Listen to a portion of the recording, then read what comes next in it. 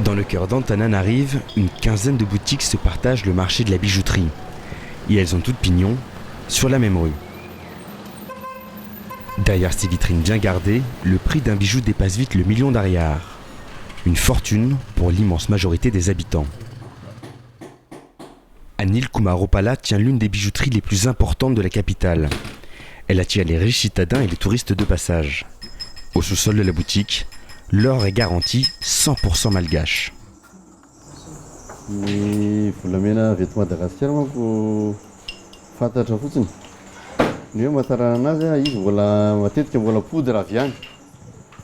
Chez Pala, on s'approvisionne auprès de revendeurs agréés.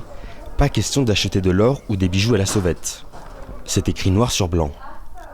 Pourtant, quand on interroge le patriarche sur l'origine de son or, la réponse a de quoi surprendre. Si cet or, le fournisseur, il s'est approvisionné d'une façon ou d'une autre, c'est pas mon affaire. Il pourvu qu'il me donne un papier. Vous avez bien entendu, peu importe le circuit qu'a emprunté l'or pour arriver jusqu'aux ateliers Pala. Quand on insiste sur la traçabilité de son or, le businessman nous fait une réponse d'orfèvre. Il n'y a pas de l'or propre. C'est 18 carats, c'est 18 carats. Le mot propre, ça n'existe pas. Il n'y aurait pas d'or propre à Madagascar. Le 5e pays le plus pauvre du monde est assis sur un trésor, bien mal exploité. Des 500 000 orpailleurs jusqu'aux grands exportateurs, la grande île a du mal à ne pas perdre le chemin de l'or. 90% de l'activité minière serait illégale. Le manque à gagner est énorme, près de 30 millions de dollars. Alors depuis quelques mois, l'État tente de remettre la main sur la filière aurifère. Fantatra hoe anatin'ny firy-taona no ahafahana mamafa tanteraka amin'izy fa efa natomboka daholo aloha ny asa tokony ahafahana mandeha ao anatin'izay lalana idirana amin'ny sehatry ny ara-dalàna ahafahana mahita ny traçabilité de l'or mba hisian'ny fampandrosoana Madagascar zay. Pour comprendre cette économie parallèle, nous avons mené l'enquête en remontant la filière de l'or. Vous êtes pire que les policiers.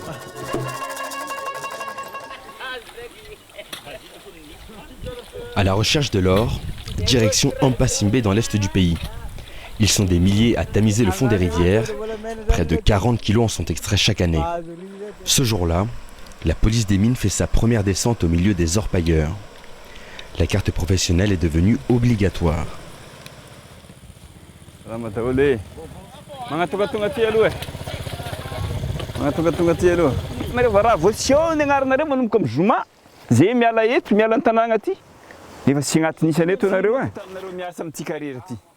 Cette fameuse carte, c'est la parade de l'État pour encadrer la filière aurifère. En un an, seuls 10% des orpailleurs l'ont acheté.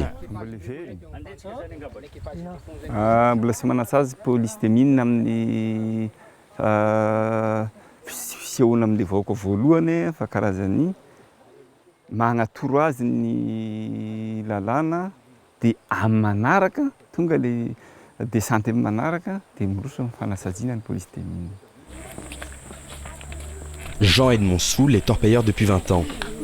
Il vient tout juste de déclarer son activité.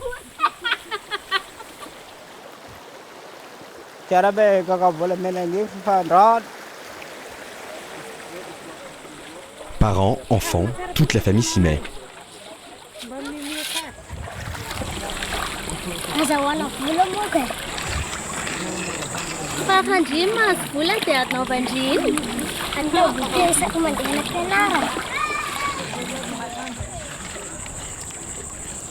Aujourd'hui, ils rentreront en Corps-Bredouille.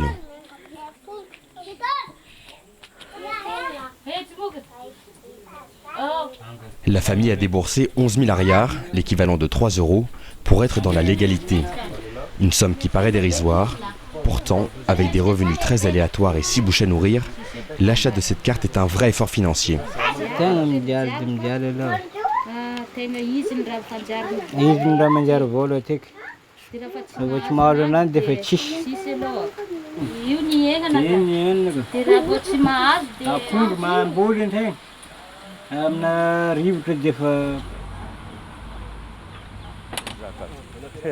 Pour le maire, le contrôle de la filière de l'or est une manne financière inespérée en l'absence de dotation de l'État.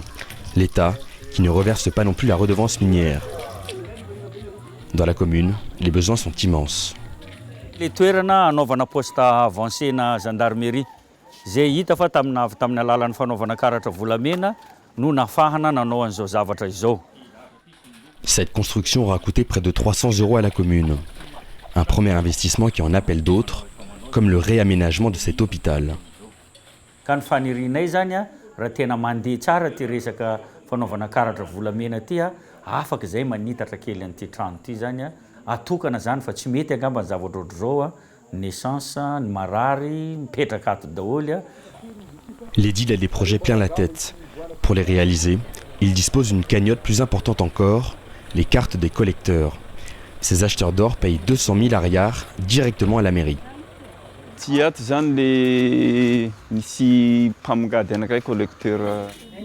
Au milieu des parapluies et des produits alimentaires, nous découvrons des pépites d'or.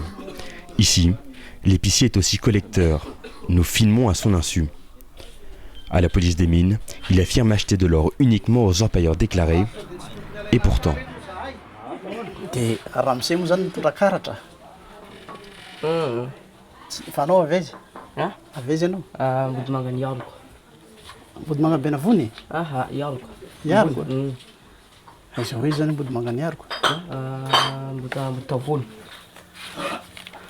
Un petit écart avec la loi. Au tout début de la filière, les pépites sortent déjà du circuit formel. Des anomalies qui vont se multiplier lors de notre enquête.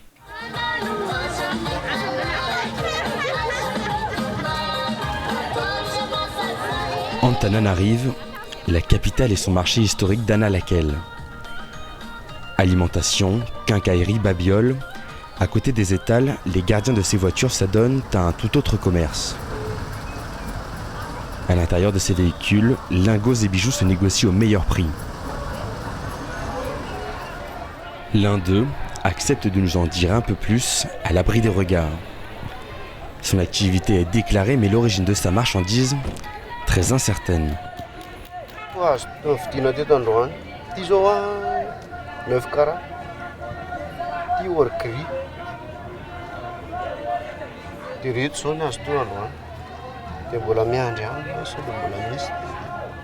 Donc l'or que vous vendez, il vient d'où?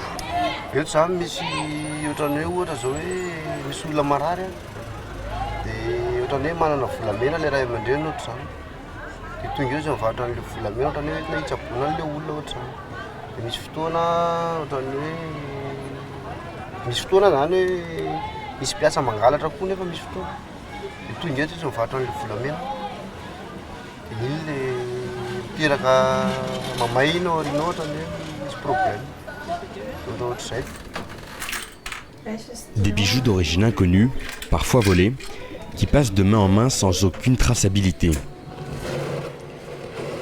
Une fois fondu, il est comme neuf, de l'or propre, du moins en apparence.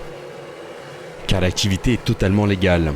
Ces collecteurs paient des taxes, possèdent même une autorisation du ministère des Mines, l'équivalent de 120 €. Par toute petite quantité, ils vendent ensuite leur or à un grand exportateur. Farafaratsiny 1 kilo zany no alefa makany andafy. Farafaratsiny 500 grammes nefa ny tsy manana an'izany zay fa kely de kely même pas 10 grammes, 15, 20 grammes pur fotsiny de zay fotsiny nenay. Tsy manana fahefana entina manatanteraka an'ilay izy zany, indrindra fa malagasy. Mety misy ihany zany malagasy ihany manana fa mety hoe manam-pahefana io na akaiky ny manam-pahefana. Fa ny tena malagasy hoe privé tsotra, tsy maintsy mbola mandalo étape maromaro foana de tonga ny tena grand patron. De multiples intermédiaires qui, comme cette femme, travaillent tous pour un patron très discret. Elle vient déclarer 5 kilos d'or. Le poinçonnage est obligatoire pour exporter légalement, mais à 2000 ariars le gramme, on ne se bouscule pas au ministère des Mines.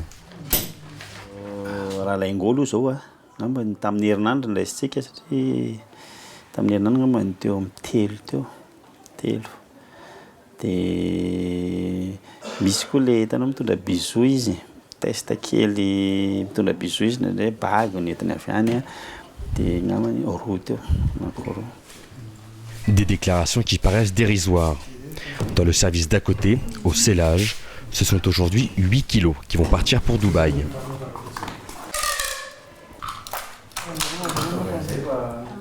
Cette femme est dans les pierres précieuses depuis 15 ans. Avec l'or, elle gagne 3 fois plus. Pour ne pas attiser les convoitises, elle préfère l'anonymat devant notre caméra.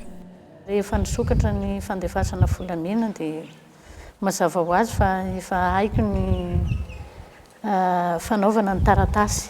Mety havita 1 tonne raha mandeha araka ny efa katy-moaniny esana teo zany ny jerena dia mety hahatratra 1 tonne. 1 tonne, c'est précisément la totalité de l'or officiellement exporté de Madagascar depuis janvier. Ces propos sous-entendent qu'elle est en situation de quasi-monopole, ou au contraire, que la quantité de métal jaune qui sort du pays est sous-évaluée. La deuxième hypothèse est bien plus crédible, en réalité 10 fois plus d'or qui trahit illégalement la Grande Île, quasi exclusivement par les airs. À l'aéroport d'Ivato, on ne veut pas le reconnaître. C'est possible, surtout en douane, c'est possible. Fa ny autre entité indray tsy diranay zany fa ny anjaranay ny manenjy an'io raha vao tafiditra aty izy alohan'ny le protéger an'izay tsy voaka mihitsy zany. Selon nos sources, au moins 10 tonnes d'or partent illégalement chaque année. Destination, le Kenya ou les Émirats. Vous avez quelque chose à déclarer à la douane malgache? La douane nous montre cette photo de lingots transformés en bijoux. Mais le plus souvent, la transaction se ferait directement sur le tarmac, sans jamais passer par la douane. C'est-à-dire avec la complicité de fonctionnaires, de stewards ou de pilotes de ligne. Les contrôles ont été renforcés, mais ils se heurtent à un système de corruption en partie institutionnalisé. Ce sont des grands bonnets, hein, en principe, oui. Parce que, un exemple, pendant la transition, c'était en 2013, je me souviens très bien, c'est là qu'on a pu exploiter 150 kilos. Mais une fois que ça a été rétabli comme circuit, le gouvernement de l'époque a dit non, arrêtez. Qu'est-ce que ça veut dire? Pour moi, c'est que ça nuit à des gens qui étaient au pouvoir à ce moment-là. Une corruption toujours présente. Dans les classements internationaux, Madagascar est en bas de tableau. Si les ressources minières étaient déclarées dans leur intégralité, elles pourraient représenter 1/4 du PIB. C'est seulement 2% aujourd'hui, dans un pays où la richesse des sous-sols contraste chaque jour davantage avec l'extrême pauvreté de la population.